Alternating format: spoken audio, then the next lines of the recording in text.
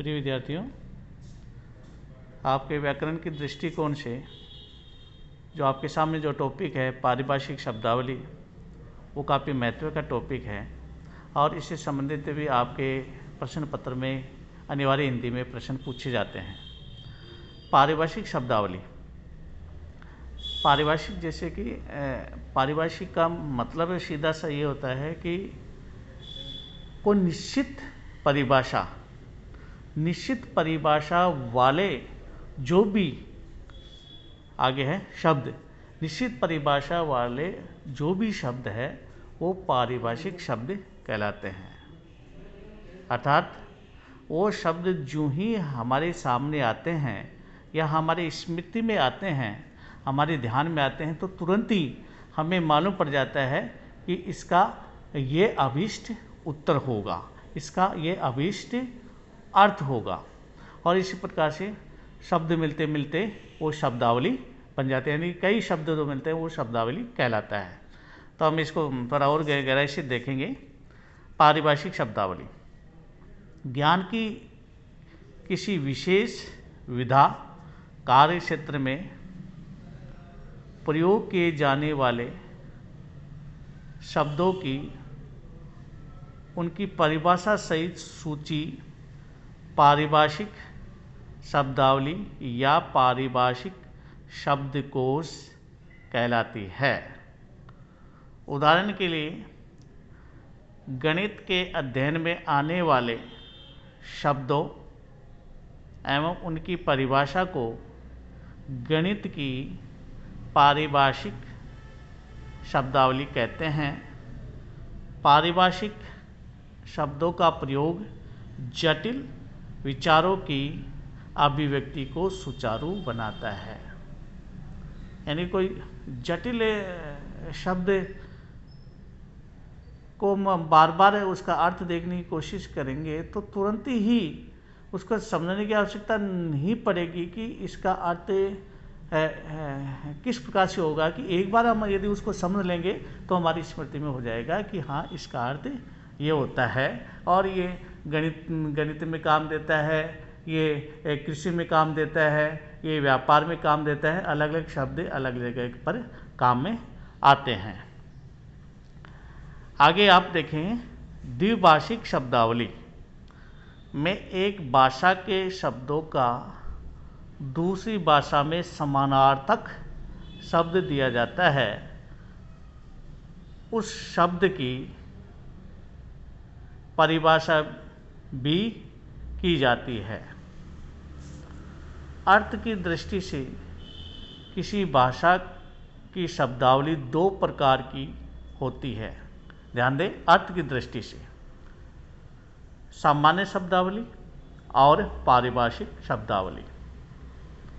ऐसे शब्द जो किसी विशेष ज्ञान के क्षेत्र में एक निश्चित अर्थ में प्रयुक्त होते हैं वह पारिभाषिक शब्द होते हैं, और जो शब्द एक निश्चित अर्थ में प्रयुक्त नहीं होते हैं वो सामान्य शब्द होते हैं।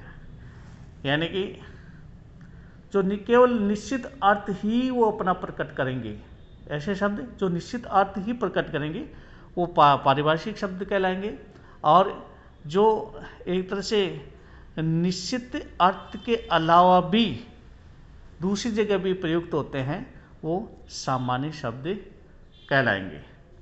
तो पारिभाषिक शब्द केवल उसी परिभाषा को ही सार्थक करने वाले शब्द कहलाएंगे पारिभाषिक शब्द।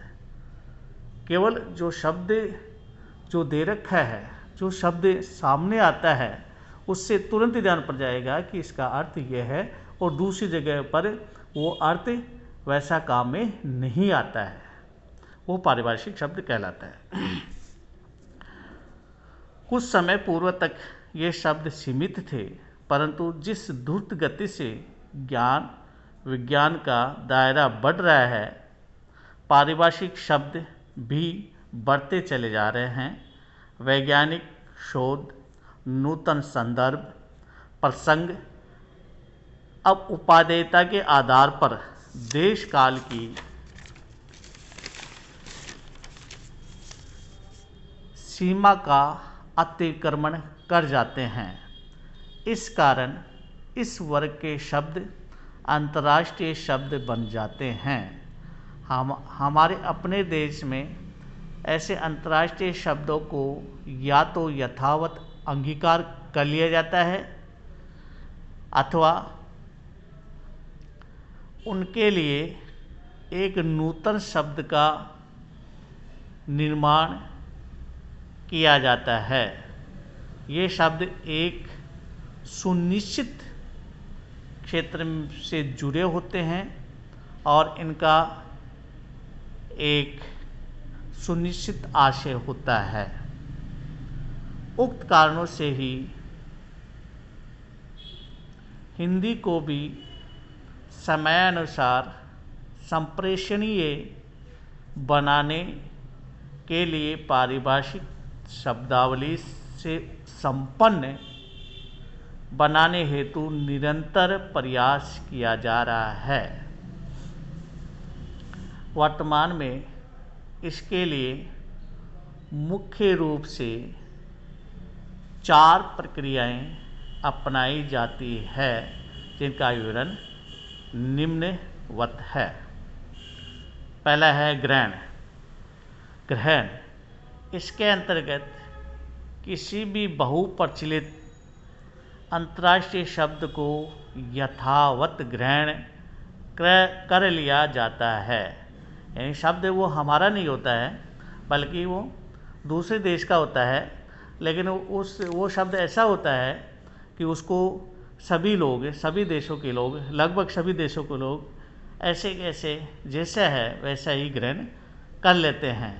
जैसे कि calendar, form, major, ticket, voucher, ये ऐसे शब्द हैं जो कि हमारे देश ने भी, हमारे देश के नहीं है, भारत के नहीं है, लेकिन भारत ने, हमारे देश ने इनको ग्रहण कर लिया।